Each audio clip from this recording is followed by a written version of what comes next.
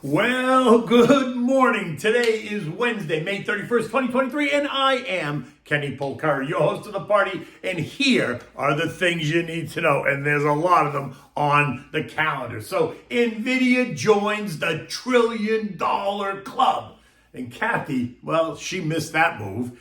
The debt deal runs into trouble, but is it just smoke and mirrors? Is there really trouble in paradise? Loretta, well, she's at it again. She's calling for higher rates as inflation remains sticky. And oil collapses under a weak China reopening story, to which I say stop already. Europe awaits more inflation data. They got it from France, but they're waiting Germany and then the Eurozone for tomorrow. And what we have for dinner tonight, we're going to try the Mostaccioli Rigate.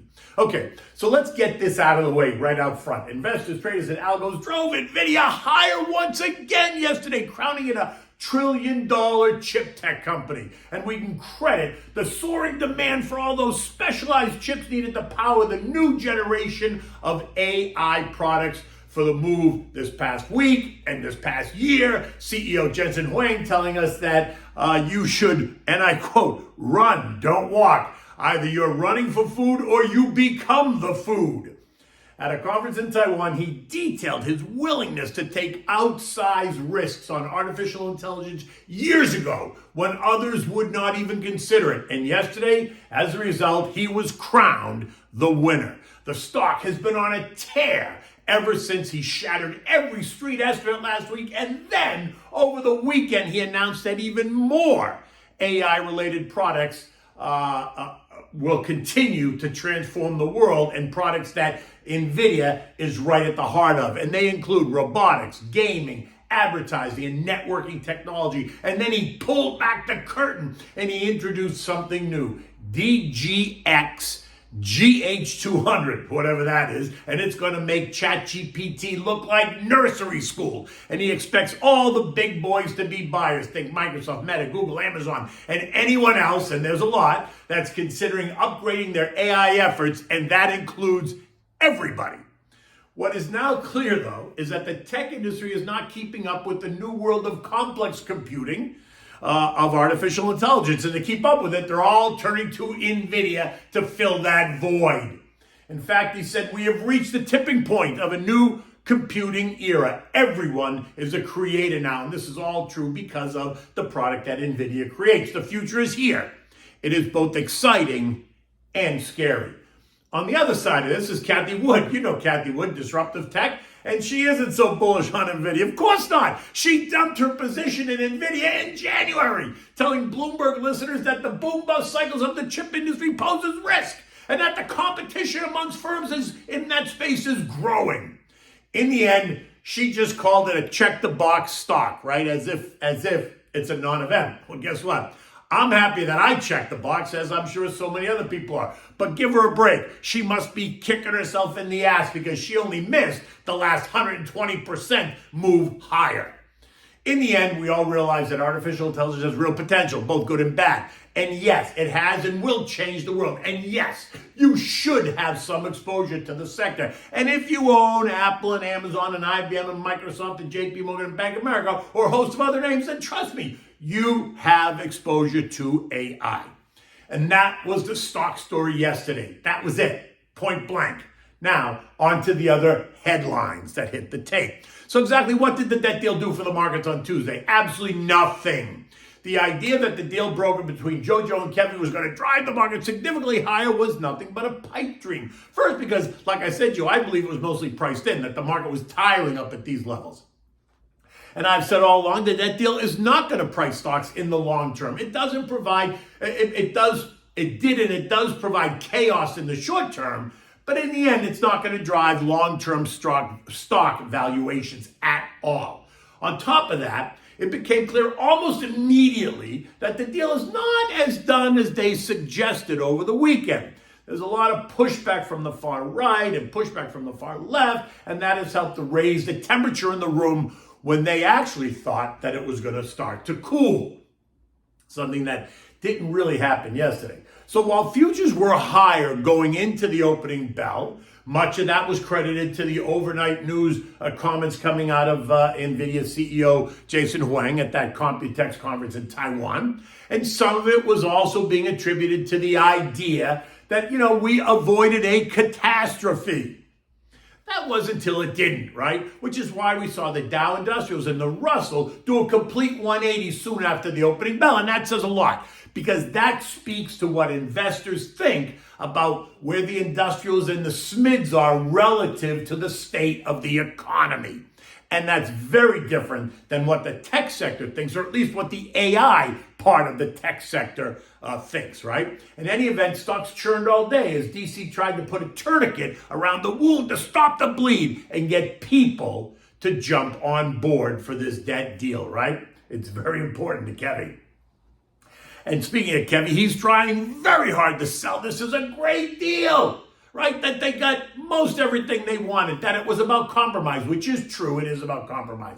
Joey urging all members to accept it as the details came out. Republican Congressman Bobby Good from Virginia called it an abysmal failure of leadership. Chip Roy from Texas and Andy Biggs from Arizona urging all GOP members to vote against this bill, warning Kevin McCarthy that his day of reckoning is coming, a veiled threat to throwing him out of his speakership. And then we heard from more members that railed against it, hoping that if they screamed loud enough, they may get some pork for their districts that would allow them to suddenly support the effort. Then late last night, we got word that the bill narrowly passed the 13-member House Rules Committee, and so today it now moves on to the full House, and the battle lines are drawn. What will the full House do and say today? Because they need support from both sides, right?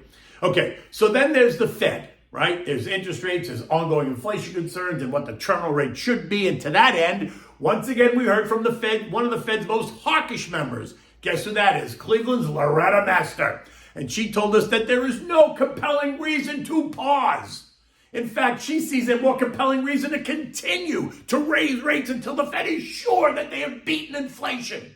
Remember, she's the one who floated that 6% terminal rate idea for months now, right? Getting support from, by the way, Jimmy Bullard and Neil Kashkari. She's pushing back against those that argue that the Fed needs to pause in June, that the idea that the Fed will cut rates in the fall, well, don't be ridiculous.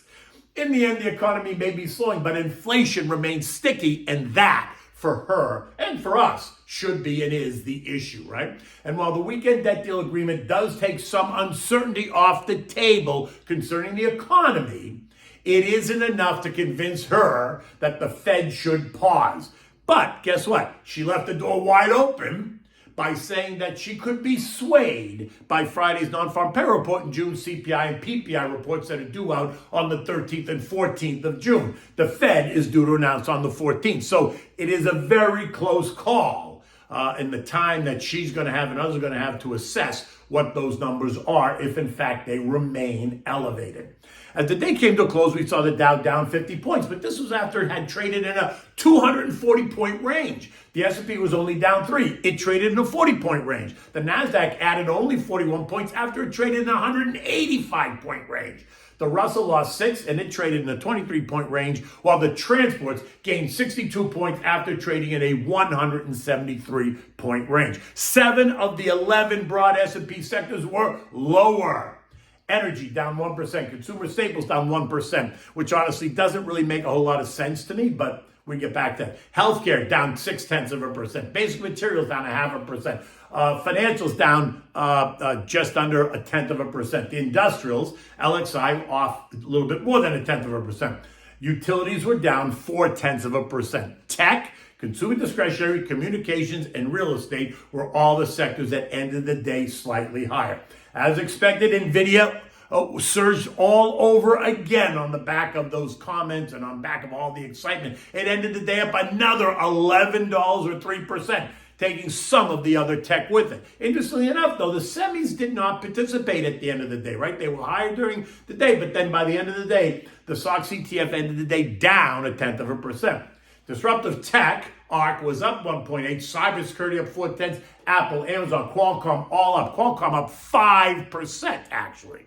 Now, eco data was a bit surprising. consumer confidence was up versus the expected decline, while the Dallas Fed manufacturing survey came in worse than expected and worse than last month. And that caused the Dallas Fed to put out this statement, and I quote, "We are seeing all indications of a continued slide in demand." It's 3 quarters now.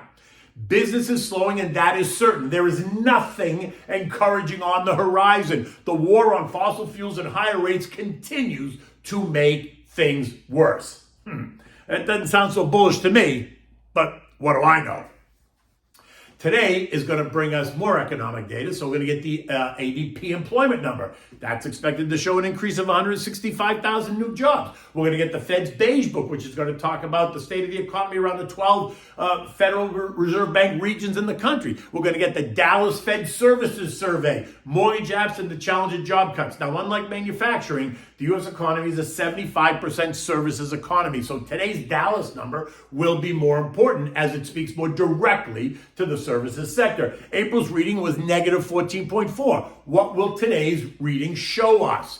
If it doesn't weaken further, that will only substantiate Loretta's position of it being sticky. U.S. futures this morning are lower. Dow futures down 45, the S&P down 7, Nasdaq down 15, and the Russell is flat to down just slightly. Treasury yields fell again yesterday, and they remain stable at lower yields as the drama unfolds in D.C. Today should be interesting.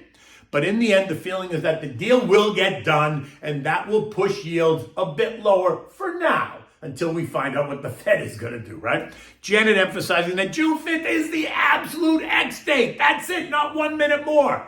Yeah, but she said that about June 1st too. So I'm not sure that anything she says concerning the X date is really set in stone. In fact, I'm betting there is no real X date where the U.S. will ever default on our debt. Never.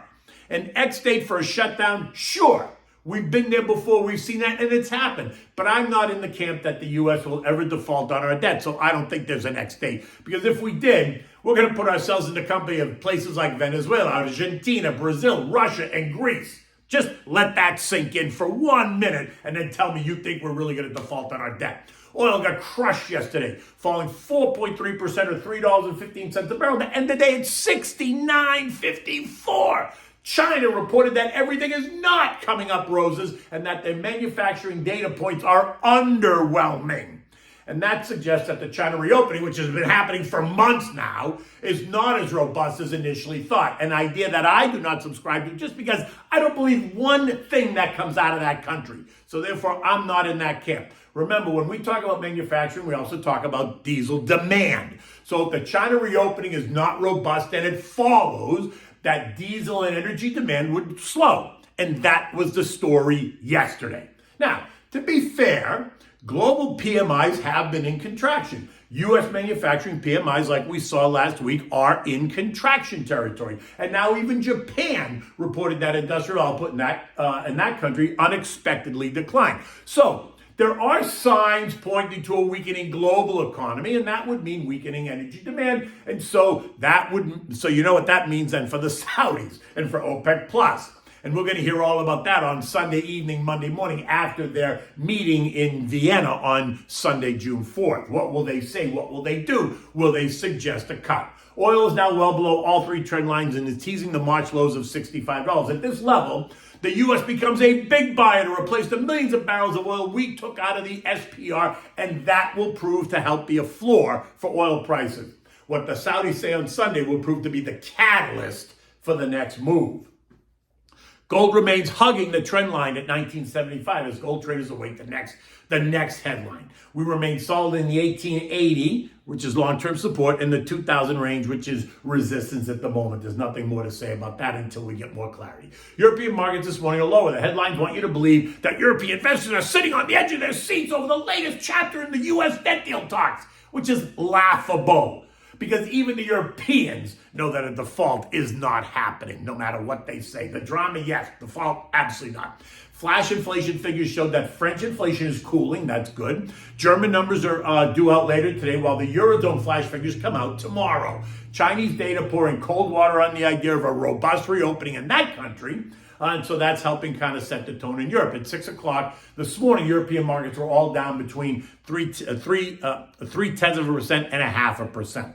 The S&P yesterday closed at 4205, essentially flat on the day. It closed there where it closed on Friday, after testing as high as 4230 before falling back to 4205. Remember, I've been saying that the market feels tired and that a pullback would not be out of the question at all. We now have to recognize that the extent of any short-term move lower is going to depend on how this vote goes. The more dramatic move and the more important move is going to be determined by what we hear from the Fed on June 14th. So, is Loretta correct? Is inflation stickier than they hope? Is the terminal rate going to 6%? Because if it does, then expect investors to reassess what valuations should be. And that reassessment will cause prices to decline, not crash, just pull back. For now, we're in the 4,100, 4,225 trading range. A breach of 4,100 would put 3,800 right back in play. Something that I think is completely possible, and that would represent about a 9% move lower from here.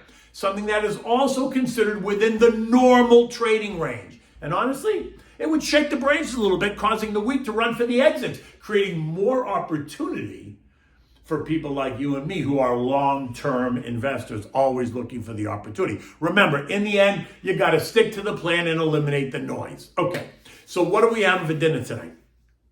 So I originally was going to give you some risotto, and I put that in my note, but then I changed my mind to the Mostaccioli with cannelloni, bean, sweet sausage, and arugula, except I didn't change. I didn't change that in the top, so now we're getting the Mostaccioli, right? It's a great dish. Now, you can make it vegetarian just by eliminating the sausage, but I wouldn't eliminate the sausage because it's very good. You want to start, as always, by bringing a pot of salted water to a rolling boil, put it on the back burner, just so it's ready for when you need it. Now, in a large saute pan that's going to accommodate the pasta, you're going to heat up some olive oil, you're going to add the crushed garlic, and you're going to add sliced chopped red onion. Saute it until the onion is soft and translucent. Now you're going to add the crumbled sweet Italian sausage, and you're going to saute that until it's all brown. Now, if you want to use hot sausage, go right ahead. I use sweet. Now, at this point, you're going to add the pasta to the water. You're going to cook it for 8 minutes or so, keeping it always al dente. Now, to the saute pan, you're going to add a can of cannelloni beans, juice it all. Stir it up to heat it up, right? You're going to take about 4 minutes or so just to get it nice and warm. Now you're going to add the arugula and stir. Now the arugula is going to wilt, but that's not to worry about. Drain the pasta, saving a mugful of pasta water. Add the pasta directly to the sausage and beans and mix it well. Now add a handful or two of the Parmigiana cheese and toss it well. If it dries out, you need to add back some of the pasta water. This is the time to do it. Just enough to keep it moist. Do not make it soupy.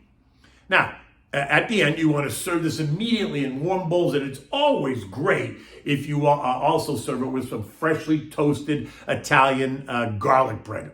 So good. It's just good. And enjoy this you can go either way with this. You can go a chilled white, you can go a light red if you want. If you're going to go for a red, I'd go for a Pinot Noir or a Chianti. If you're going to go for the white, you know me, I don't have to say it again. Pinot Grigio Santa Margherita is what you would use for the white wine. And if you want, you can even take a little bit of the white wine and put it in with the sausage and beans and let it come to a boil, let the alcohol burn away, because it adds a little kick and deliciousness to the recipe. In any event, it's going to be another beautiful day in South Florida. I think it's going to be a little bit cloudy today. Look, it's not so sunny out, but it is warm and humid because we are now officially in the hurricane season for this part of the country. In any event, until tomorrow, take good care.